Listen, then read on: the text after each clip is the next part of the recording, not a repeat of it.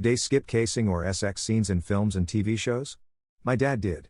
Sometimes I do that with action scenes where it's like it's been 15 minutes with no action, better have a long shaky cam fight and quat. Yes, my mom says I can't watch them and I don't want to get in trouble. But I sometimes go back and watch them when she's not around. That or I mess with my phone till it's done. 9/10 it adds absolutely nothing to the story or plot and is just randomly shoved in so they can check it off a list. And scenes where people h/ldh/nds. I always do. They, usually, add nothing to the storyline. I think can be implied if it's an important part of the story without showing it. I don't skip them, but usually find them annoying, with few exceptions. The family that gets titillated together, stays together I guess /s. Many Game of Thrones and hot scenes spring to mind. I'm lenient towards kissing, but an overly intimate scene, yes, I'll skip if I can. I don't see the purpose it serves. In my opinion, it ruins a perfectly good movie, by slipping in a needless raunchy scene. Depends on the scene and my mood at the moment, but yes. Little pecks, no. Make-out sessions and worse, always. Unfortunately I had to suffer though them in Game of Thrones since half the time they're talking about the plot mid-hump. No, but I avert my eyes. Yeah, there has to be some serious dynamics so that I can watch it comfortably, and that's very rare. What are some things about yourself others assume you're insecure about but it is actually the opposite? This is more of a tifu, but this one time a girl was talking about her dream where her boyfriend cheated. My GF and her were discussing those, though mine said it was because of her insecurity about her body type, and so I thought that the other girl who has a more petite body type had the same issue. So my drunk self thought the best thing to say, oh yeah, because of your, right? Instant regret and mental death. Thankfully, they know I'm socially awkward and she replied without missing a beat, no, my, are fantastic, it's because he's a dumbass. And quad. My eyebrows, they're pretty thick and arched and everyone points it out and occasionally jokes about them. Salon ladies always ask me if I want to get them waxed/threaded and I always refuse. I frankly don't understand it, especially since most women are drawing on their eyebrows to achieve the same look, but for some reason when it's natural it's not acceptable. Being single in my 30s, it's actually great and I get to treat myself to trips, gifts, and me time. Being 40, single and childless, it's perfectly fine for me. I looked at all the options, and continue to do so. This is my most preferred one. No worries. My pale skin. Sure, I'd like to be a bit more tan, but I'm not at all insecure enough about it to sit in the sun for hours or spend lots of time and money on other tanning stuff. I'm chubby/curvy and sometimes people tell me to be confident about my body etc. as if anyone who looked like me would automatically be insecure about their body. Nah, my body is hot. Being short, people say it is fine but it is not. I don't talk much to people assume I have an attitude. I mean I just don't know what to say and I like to observe to choose the people I want to talk to. People have said that they like people who listen so things are going okay.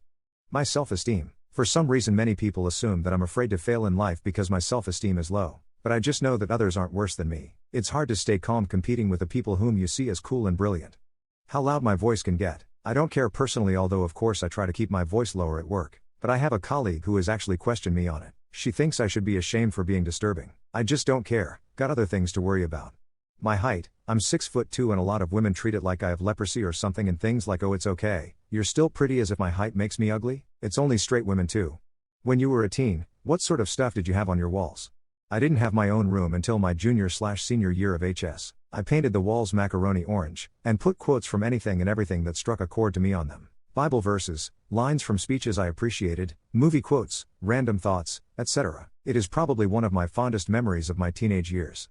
A corkboard with my keychain collection, now on board number 3 lol, a tambourine that came with something I bought from Lucky Brand, a Fall Out Boy poster, a collage of marching band pictures, my county/district/region band and marching band pins in a shadow box, 2 corkboards with newspaper/magazine clippings and random stuff that could fit on it, a very long shelf with all of my McDonald's Neopets plushies. That's all I can remember. It was all endless PATD slowly merging into FOB, with splashes of Alex Turner and an occasional LOTR picture. The posters were of horrible quality, basic and blurry, but I firmly stand by my teenage interests even now, and have a very nice vintage Infinity on high poster framed on the wall of my apartment. I was adopted by an older Catholic family, so I had a really rebellious phase in my teens. A lot of the things I was into as a teen, my parents didn't approve of, so I didn't have much on my walls in my bedroom. I had a small cork board I stuck pictures of friends, bands I liked and stuff like that, but anytime I tried to hang up a poster or something on my bedroom wall outside of that, it would be taken down quickly. A single pink mirror my dad bought me for my 8th birthday. It had a corner missing and the paint was a little faded, but I loved that dingy mirror. We couldn't afford much growing up, so anything he gifted me I cherished. Broke my heart when my mom shattered it after their divorce. It's not that I wasn't allowed to have stuff, but I don't think I ever asked because I liked my room just fine. My mom has always been about aesthetic / and so my room was pink and decorated in Victorian/Rococo pictures. Think Marie Antoinette. I've always been more into art than posters. Posters of bands, collages and cutouts from magazines plus just like random. Like caution tape and random art are things I found. Every single surface was covered and I added things constantly. You know when you go into a mediocre chain restaurant and every surface is covered in flair? That, but an early 2000s metal music type of feel. Men, what are so not ready to hear? In all honesty, my girl and I's relationship is on its last legs, so you are a misandrist, you don't respect any man and you went your entire life changing partners instead of changing yourself. Your only currency to offer this world is your body, that's why you exploit it so much and flaunt it to everyone you meet, destroying your man's trust for you along the way. It's the only interesting thing about you. 1. I don't need you, and at least half the time I'd prefer to be alone. My life won't crumble without you. You're free to walk away at any time. I love you and choose to have you in my life, as my partner, and the reality is that depending on your actions, that could change on any given day. 2. And masturbation have absolutely nothing to do with our life. 3. The career I established and the money I've made, it's not yours and you're not entitled to it. 4. If you're not providing it, someone else will be. Of course she's heard all of this. I'm nothing if not candid.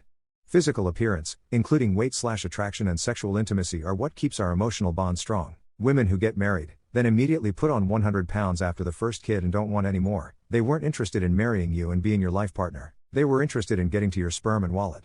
Just because you feel the opposite of how I feel, does not mean I am wrong for feeling that way and that my feelings can be disregarded. I can live with us disagreeing on something, forget about it, and move on. If you never empathize with my feelings, but expect me to do it for you, then I'll never actually fully trust or rely on you because you have proven I cannot. I'm not your personal handyman. Sure, I will do what I can when I can, but if you want it done right here and now, pay someone to come fix it. My time is valuable. When I take personal leave from work, it does not mean that you get to put demands on me. This is my time and I will use it how I need to use it. If you want things fixed, they will be prioritized and fixed when I decide to fix them. They will get done.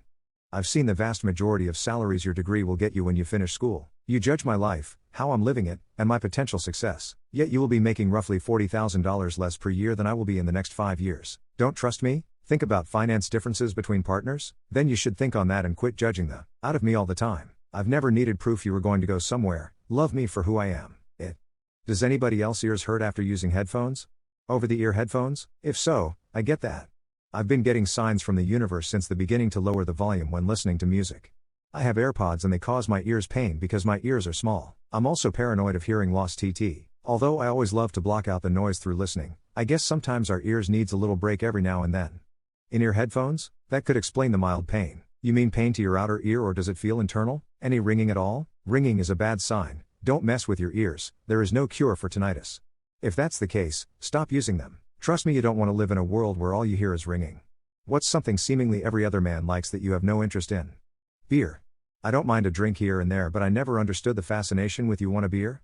Let's have a beer and almost always can't wait to finish work and have some beers and quat. I just don't get the appeal of sitting around drinking beers. Cars. I don't give a. But I also work as an engineer on jet engine because I like design and modeling, but couldn't give a. About cars or plane engines. I just need to pay my bills. Cars. Not only do I have no interest, I hate cars. I wish we had way more public transportation and far fewer cars on the road, and infrastructure oriented around people rather than cars. They're also an environmental disaster and a public safety hazard. Sports and beer. And hashtag X200B. It's just way too common for a guy to ask about what sports are you into or do you want a beer and quat. All of which I understand are relatively safe conversation starters or introductions. Being regarded as a provider and quat. Far be it for me to tell people how to live their lives, but I'll be damned if I don't push back every time some guy tries to tell me how I need to aspire to be a provider or a family man and quat. Not for me. Getting head. I just don't give a about it. I've known so many guys who love getting top and I just don't care about it. Like, yeah, it feels kind of good, but it's just so weird to me. Beats mouth every time. Ridiculous surgery enhanced. And a little bit is fine if it still looks proportional. It looks wild when the thighs don't match. Botox. My friend once said he thinks the Botox lips are such a huge turn on. I think it's the most unattractive thing a woman can do to herself. Same goes with fake. And beer. I can manage to choke one down every now and then if offered one at a barbecue or a party, but otherwise I avoid it. I have friends who are into craft beer, so I've tried quite a few different kinds. I can confidently say that beer is generally gross and not for me. Cars. I love driving, but I know all about cars. I learned how to change my own oil and change a tire. That's my extent of knowledge on vehicles, and I'm not entirely confident I could change my own oil anymore. Been about 10 years since I last did it, and every car is slightly different in layout. A lot of friends will sit and talk about different engines, and turbos and exhausts and all they've swapped on their cars, and it's just foreign. No interest in it.